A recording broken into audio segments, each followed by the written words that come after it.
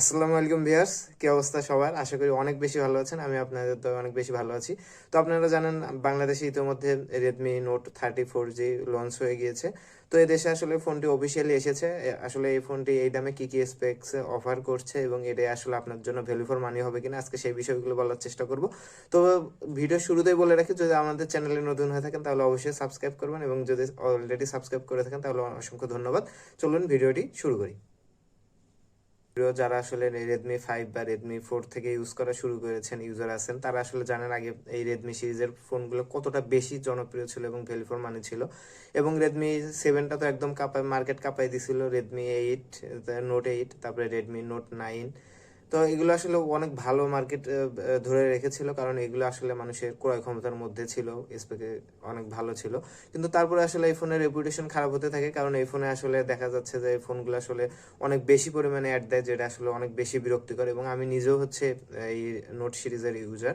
তো আমি আসলে বুঝে, আপনারাও হয়তো বোঝেন যে আসলে কি পরিমাণ পেইন দেয়, কি পরিমাণ অ্যাড দেয়। আপনি যেটা দেখতেছেন তার মধ্যে অ্যাড চলে আসতেছে। আপনি একটা ইম্পর্টেন্ট কোনো কল দিচ্ছেন বা কারোর সাথে কথা বলতেছেন, সেখানেও অ্যাড চলে আসে অনেক সময়।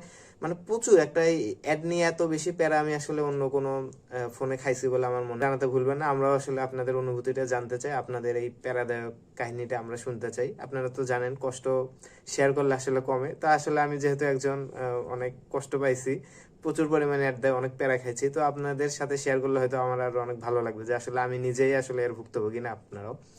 তো আমরা যদি এখন মূল ভিডিও চলে যাই, তাহলে আসলে রেডমি নোট 30 যে সিরিজটা, এটা আসলে হচ্ছে রেডমি 11, 12, 13 এভাবে আসলে সিরিজের মধ্যে লঞ্চ হয়ে থাকে। তো বর্তমানে এটা মাত্র হচ্ছে নোট 30টা লঞ্চ হয়েছে, হয়তো কিছুদিনের ফলে নোট 30 প্রো বা প্রো প্লাসটাও এদেশে চলে আসবে। যদিও আনঅফিসিয়ালি নোট 30 প্রো এবং প্রো প্লাস কিন্তু মার্কেটে অলরেডি পাওয়া যাচ্ছে।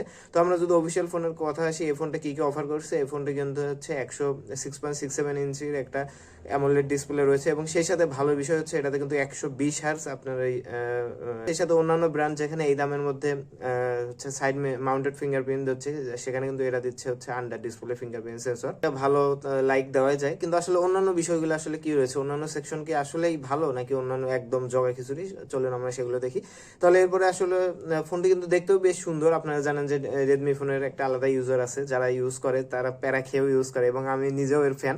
কারণ এই ফোনটা আসলে ভালো লাগে, কারণ অনেকদিন হলো আমি ইউজ করতেছি রেডমি নোট 9 প্রোটা।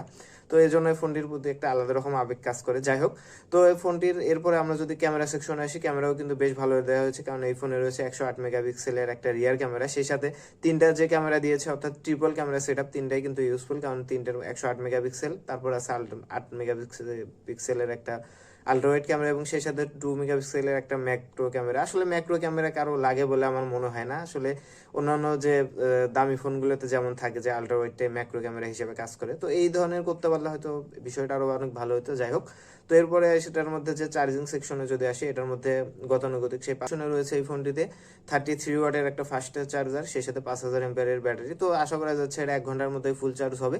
এছাড়াও ফোনটির এখন আমরা যদি প্রসেসরে আসি, তাহলে প্রসেসরে আসলে মেইন কাটালটাও করেছে, অর্থাৎ প্রসেসরে মেইন ঝামেলাটা করেছে হচ্ছে এটার প্রসেসরে। কারণ এই ফোনের প্রসেসর কিন্তু একদম একটা বাজে প্রসেসর দিয়েছে, সেটা হচ্ছে কোয়ালকম স্ন্যাপড্রাগনের 685, যেটা এখন থেকে কয়েক বছর আগে লঞ্চ হওয়া প্রসেসর, এবং আসলে 22-23 হাজার টাকা দামের মধ্যে এটা কোনোভাবেই জাস্টিফাই করে না। এদিকে আসলে প্রচুর পরিমাণে ডিসঅ্যাপয়েন্টেড। আসলে রেডমি যেমন আমরা আগে জানতাম যে ভ্যালু ফর মানি দিত, স্পেসিফিকেশনে সবসময় সেরা থাকতো নোট সিরিজগুলা, এজন্যই কিন্তু এগুলোর আলাদা কদর ছিল। আসলে রেডমি সেই জায়গা থেকে সরে আসতেছে, কারণ তারা আসলে রিয়েলমি বা অপ্পো, ভিভো তাদের মতো করার চেষ্টা করতেছে, যেগুলো হচ্ছে একদম বেশি দামের ফোন, কিন্তু প্রসেসর থাকবে অনেক দুর্বল লেভেলের প্রসেসর। আসলে এখানে রেডমিও এই লাইনে হাঁটতেছে।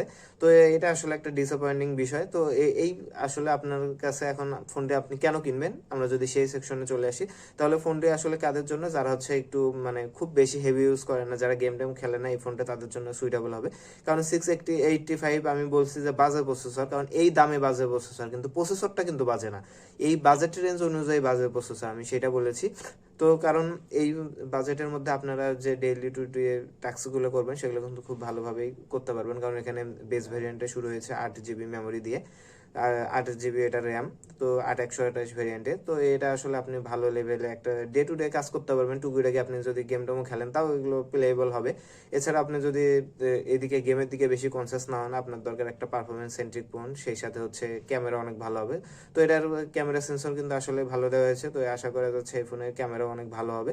তো সেই তুলনায় আপনার যদি হচ্ছে প্রিয়োরিটি যদি হচ্ছে গেমিং না হয়ে অন্যান্য বিষয় যদি প্রিয়োরিটি হয়, দেখতে সুন্দর ফোনটা, সেই সাথে অ্যামোলেড ডিসপ্লেটা আপনারা জানেন যে আসলে যারা অ্যামোলেড ডিসপ্লে ইউজ করেন তারা আসলে জানেন যে অ্যামোলেডের মজাটা আসলে টিএফটি বা আইপিএস প্যানেল থেকে কখনোই পাওয়া সম্ভব নয়। যদিও কালারটা খুব বেশি রিয়েল নয়, কিন্তু তারপরে আসলে আই ক্যাচি, দেখতে ভালো লাগে। তো এটাই আসলে আমাদের সবার পছন্দ, কারণ ভালো জিনিস আমরা সবাই পছন্দ করি ভাই, এটা বলে লাভ নেই। তো আসলে এরপরে আসলে এই ফোনের আসলে এগুলোই ছিল কথাবার্তা। তো এখন আমরা যদি ফাইনাল কনক্লুশনে আসি, তো আসলে এই ফোনটি কাদের জন্য?